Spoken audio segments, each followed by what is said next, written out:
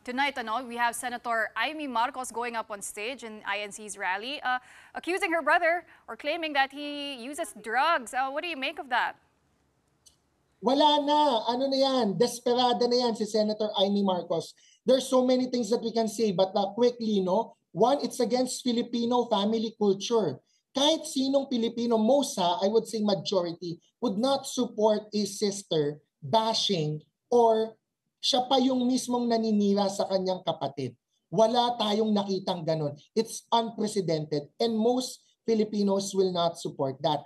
Of course, legitimate issue ang drug use ng presidente if ever totoo. But doon muna ako sa socio-political or socio-cultural aspect. I don't think that's going to be politically appealing to Filipinos who will hear na, at saka ano na yan kaya nga number 12 lang na senador, si Amy Marcos, muntik na siyang matalo. Because many Filipinos have seen na parang hindi maganda itong tao na to kasi naninira siya sa sarili niyang pamilya. It's a normal expectation that you would defend your own family. Hindi natin yan ifo-fault sa kahit kanino kasi pamilya yan So it's very weird and different na ginagawa yan ni Amy Marcos. But two, if yan na yung smoking gun or yan na yung gusto nilang pampalaki ng rally, ng mobilization, wala na. Ano na tapos na ang boxing kahapon pa lang.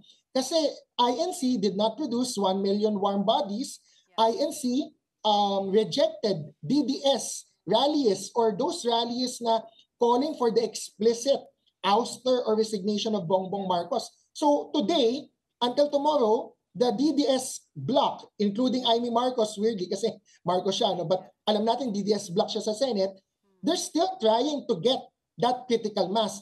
And the drugs issue will not get it. As a political analyst na to, independent views ko na to, hindi na yan mag-work Kasi lumabas na yan. Nilabas na yan ni Pangulong Duterte noon.